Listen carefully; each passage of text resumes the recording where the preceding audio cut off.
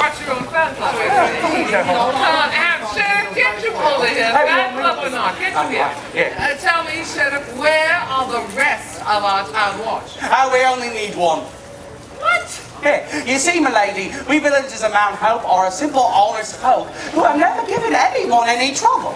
Besides, Hobby is quite capable in that, right, Watchman? Well, the town's watchman is always at the ready, Sheriff. We are simply gobsmacked at the prospect of hosting our new monarch, my lady, and we are ready to assist in any way we can.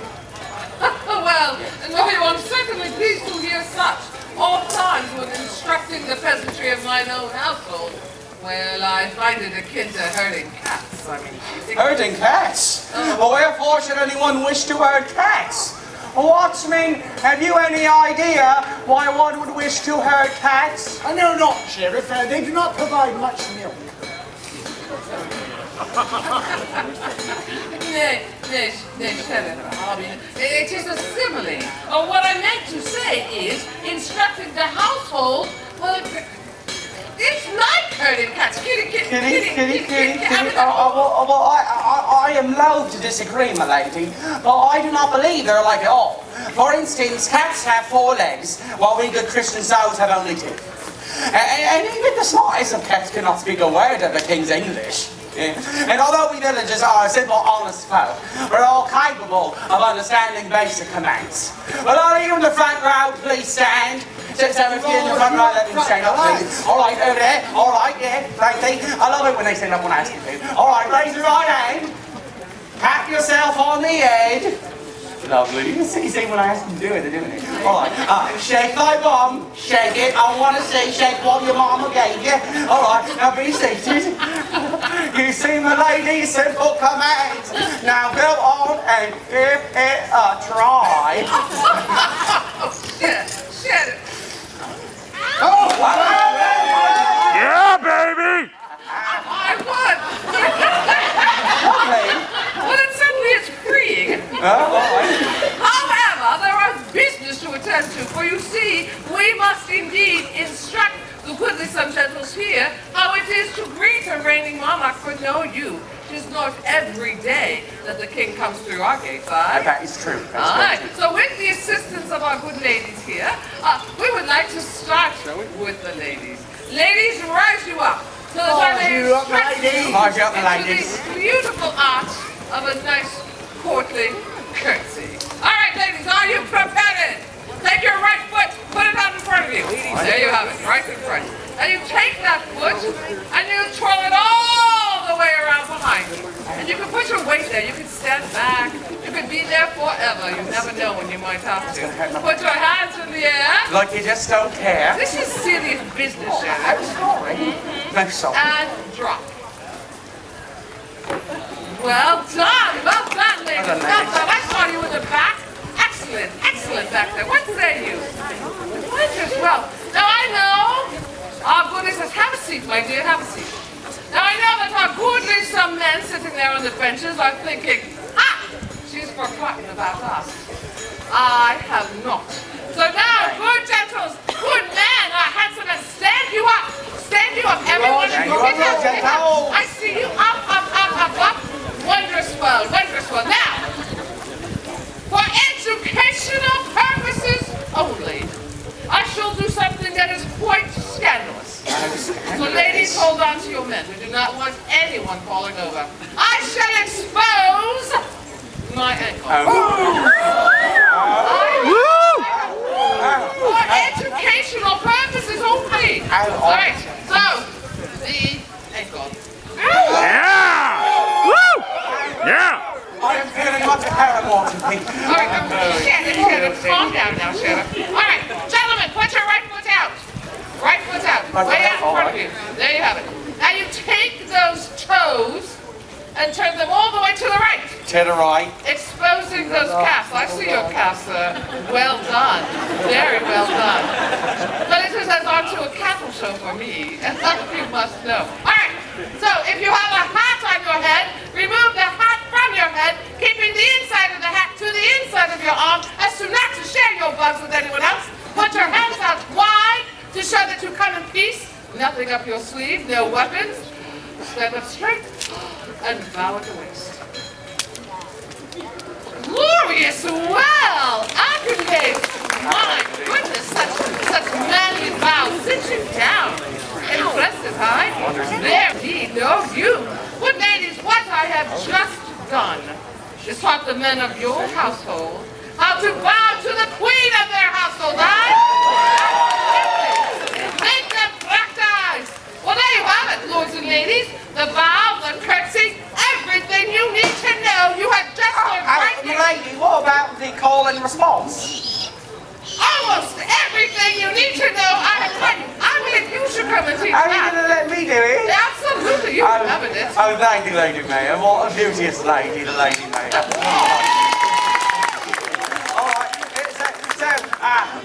When you see the king and queen come here, you're going to hear someone say, "Long live the king and God save the queen." It's a sign of respect.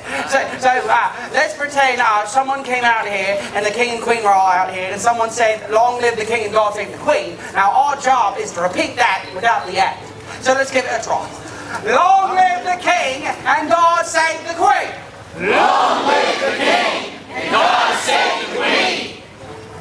Thou art indeed a good teacher, good sir. Well, that was very good. I could never even tell that they had a tough Saturday night. They did very well. But I think you can do better. I think you can shout it to the heavens so that even the king, no matter where he is, will know that you are here. So we tried one more time? All right, one more time with some umph. Long live the king and God save the queen. Long live the king and God save the queen. My word, I am basking in the gloriousness that is you. Wondrous well. Well, I believe this should not be a nightmare after all. Oh, nay, my lady, I can assure thee thou art fully awake. No, sir. I do not mean that it would be actually a nightmare. Oh, I see. Another simile. Well, not exactly. I would say more of a metaphor. A metaphor? Absolutely. Watchman, what on earth is a metaphor? It's where you put the horses, Sheriff. It's where you put the horses. Right, indeed. See, what you just said, it confuses me further. Nay. Never mind. I'm certain that all will be just fine on this glorious day. Our king is here. Oh my goodness. Well, I will tell you that there are many plans for this day. Aye. At 2 o'clock on the chessboard behind you, I shall be training the most prodigious warriors of the Shire. I will be training the children. So if you have children here, I would love to bring them to the chessboard at 2 o'clock on the chessboard.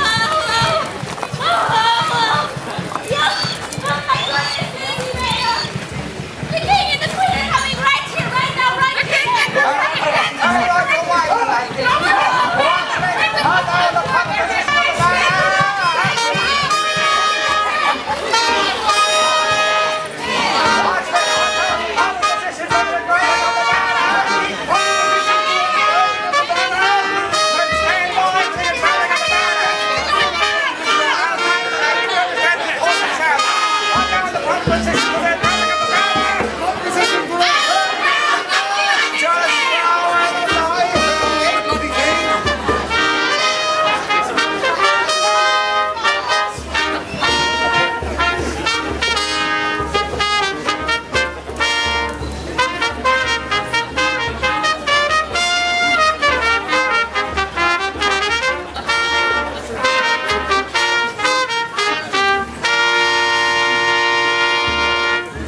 Lords and ladies, greet you now, His Most Glorious Majesty, King of England and France, Lord of Ireland and Defender of the Faith, King Henry VIII, and his Queen Catherine of Aragon. Long live the King, and God save the Queen! Long live the king! God save the queen! And God save you all, good people! It gladdens us greatly to see you all gathered on this, the day of our coronation. We have heard tell that Mount Hope is known the kingdom over for the qualities of its celebrations, and by God, we intend to put that to the test. What say you, Catherine? We believe your people are indeed glad to greet you, husband. They stand at the ready for your work. Splendid. They stand at the ready. Oh, of course, please make yourselves comfortable, good people. Thank you, Your Majesty! Your Majesty! Oh! Your Majesty! Your Majesty! Welcome to the Shire of Mount Hope. Well, it is the greatest honor to be here, Lady Mare, and we are most happy to bestow it upon thee and thy town. And this is a fine welcome indeed. Although, there seems to be something a bit off with your banner. Your Majesty, well, Your Majesty, it is purely by design, Your Majesty. You see, the banner, Your Majesty, is meant to... Your Majesty, the banner is meant to signify Your Majesty, the banner is meant to signify the strength and the weight, the gravity. Your Majesty, your banner is meant to signify how your reign will turn the world upside down. Oh, how clever!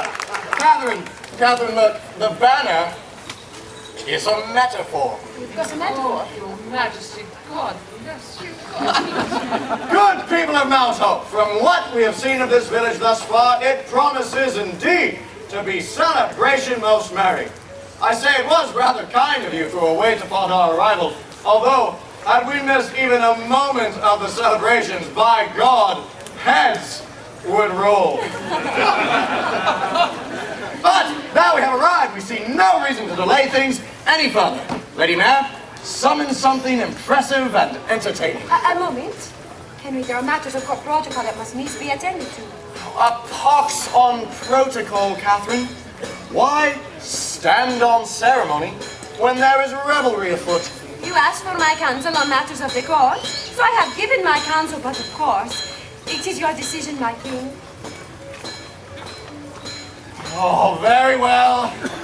We shall perform all the appropriate court ceremonies in a moment. First, we would have some small entertainment. Aye, Lady Mare, give us but a taste of what splendors your village holds. Oh, Your Majesty, it is with great pleasure that I will give you a sample, an appetizer, and a moose bouche, if you will, Your Majesty. I give you visitors from a faraway land, Your Majesty, all the way from Ireland, who have come forth to help you celebrate the coronation this day. I give you the O'Connor sisters, the daughters of Ireland.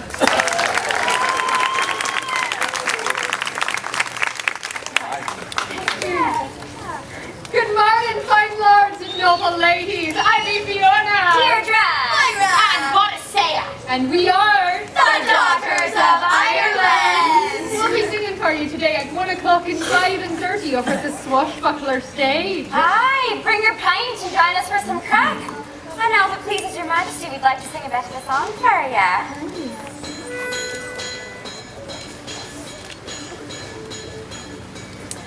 Look how the lights on the tower shine out tonight. I'll be dancing around, I'm off on the road to Galway now. Look how she's up on the town, she's up on the search for sailors, though there's fine fellows here to be found. She's never been one to stay at home.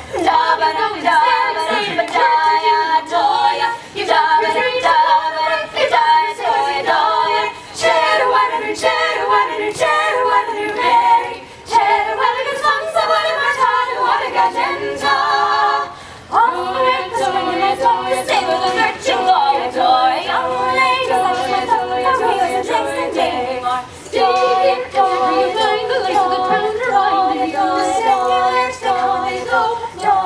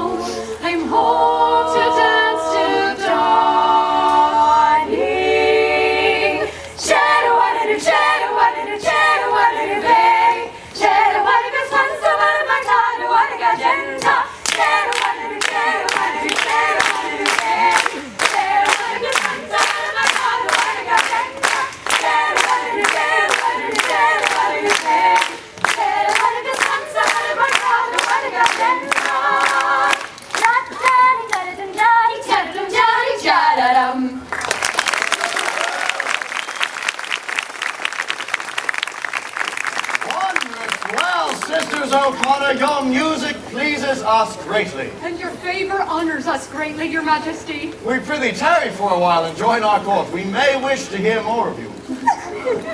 And that was delightful, simply delightful, Lady Mad. And now, as our good Queen Catherine has noted, the time has come for the ceremonies of state. Edward Stafford, our good Duke of Buckingham, Your Majesty! I prithee, call forth our numerous luminaries and have them be presented to our court. As you wish.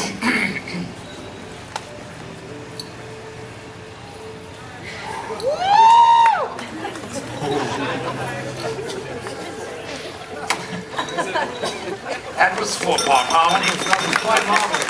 I was inspired by the Daughters of Ireland to do things with my scroll. The Royal Chronicler, Edward Hall. Our Royal Chronicler.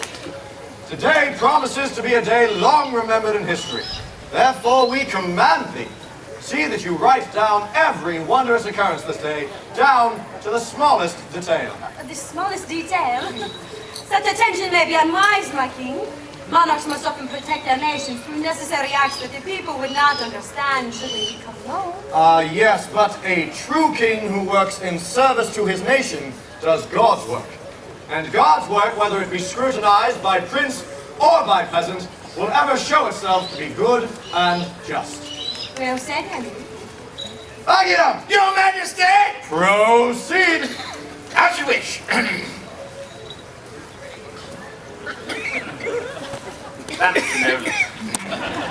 Beauty and simplicity.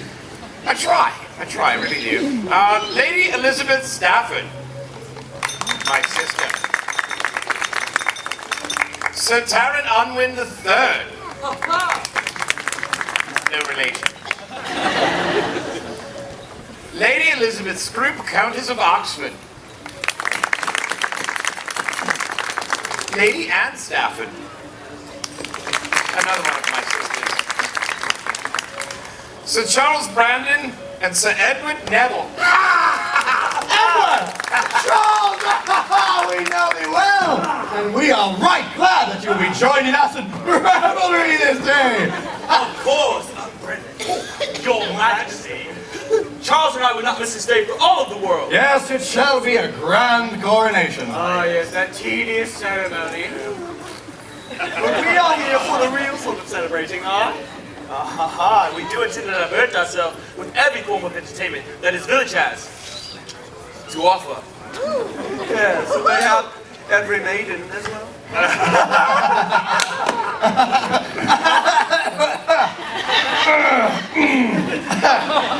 Yes, well, of course that last you must enjoy without us, dear friends, for we are now a married man, boys, and right happily too. Why, if Henry Tudor is to love only one woman, then let it be the woman possessed of more grace and beauty than any other in England, or Spain, or the wide world beside. You flatter me, Henry. I flatter thee indeed, Catherine. Is it working? Perhaps. Time will tell. Buckingham! Your Majesty! Have we anyone else? Allow me to consult. That was the I'm aloof. That was indifference. Oh, let me see. Edmund de la Pole, Duke of Suffolk. Greetings! My most royal king. And allow me to extend the congratulations of all the House of York on your coronation. Suffolk, we did not think to see thee this day. Wherefore not, my liege? I should shame myself were I to miss such an event. Well, we are grateful indeed to have thy company. Thou wilt be the first of the York line to attend a Tudor coronation. Such a regret that is, your majesty. I have no doubt that my uncle Richard would have gladly attended your father's coronation, had Henry not already slain him in battle. Deeds that were done in years long past are best left there, Suffolk. Of course, Your Majesty. Queen Catherine, you are as radiant as ever. No, it's kind you say so, Suffolk. Allow me to extend my congratulations to you as well, and to personally offer my condolences on the loss of your previous husband, Arthur. As I said, no, it's kind you say so. I knew your brother well, Your Majesty. A great man who would have made a great king. Of course, we are blessed to have yourself upon the throne. I have no doubt you shall prove to be no less grand a monarch. We loved our brother well, Suffolk. And in this, our loss is England's loss. Nevertheless, we shall strive to be as fitting a monarch for this land as he would have been, no matter how high he may have set the bar. But of course, Your Majesty, and I am certain that you shall prove equal to the challenge. In fact, to celebrate your coronation, I have brought you a gift. A little something I unearthed in Glastonbury.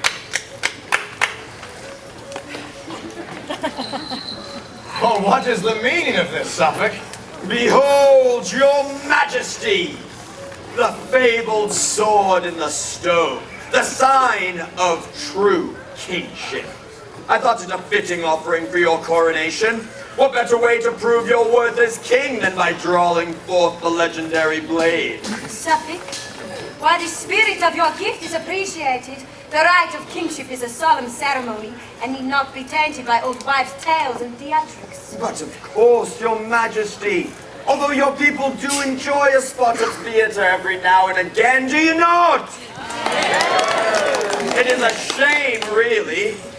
Imagine how magnificent it would be if your brother Arthur were alive to draw forth the sword of his namesake. Enough, Suffolk. There is yet a king in England, and our worth need not be questioned. Oh, good people, it is but a replica, a fabrication. We all know that the sword in the stone is but a fable. It was never meant to be taken seriously. Now what have we here? Such a fine gathering of mortals indeed. And art thou the one who attempted to draw the sword? How curious. Approach not, His Majesty. Worry not, old fool. I intend the boy no harm. One of royal blood, indeed. Though perhaps not. Oh, by the old ways, wherever are my manners? I am Morgan the Fay, Your Majesty, at thy service. And wherefore have you imposed yourself upon our court, Lady Morgan? Forgive my rudeness. 1,000 years in the land of Fairy have banished my sense of decorum. I sensed that someone was attempting to draw the sword and simply had to see for myself. Though it would seem I have arrived during quite the celebration. Thou hast interrupted our coronation festival, Lady Lefay. Mayhaps it would be best if you returned from whence you came. Oh, here is one who fears me not. Such courage, young one. Such conviction. Such virtues have often been the stuff of kings, and yet the sword remains entombed. This is of no consequence. No doubt after this evening's coronation, the sword will answer to my hand. An intriguing theory. Oh, it would amuse me greatly to see if such would come to pass. Therefore, I shall remain here in your mortal realm until nightfall. We think not. Oh, dear boy, you can hardly stop. Worry not. I intend no harm to you, nor to any of your little peasants. Nevertheless, lady, we must insist that... This is not the time for rash acts. She is clearly possessing of strong fairy magics. Let us therefore tolerate her whims until we better understand how to counteract her power. Very well. Lady Morgan, you are welcome to our festival, provided thou dost intend no mischief on this day. Aye. Mischief? Perish the thought. Now, a lady, of course, needs an escort. You there. You should accompany me and guide me through this delightful little shire. It would be my greatest honor to accompany one as radiant as thee. Oh, a flatterer. I rather like you. Oh, carry on, mortals. Carry on.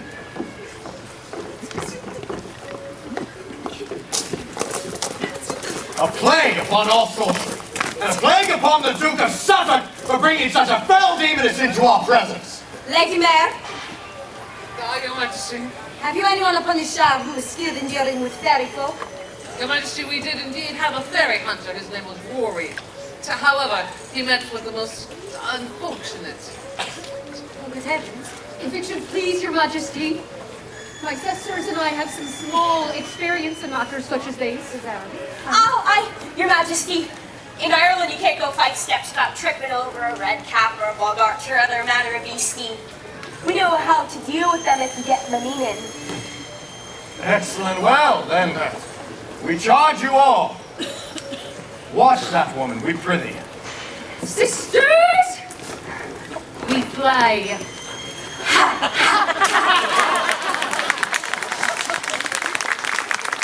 Well, these are strange beginnings to a festival day indeed, but enough of such unpleasantries. Good people, we are here for celebration, are we not?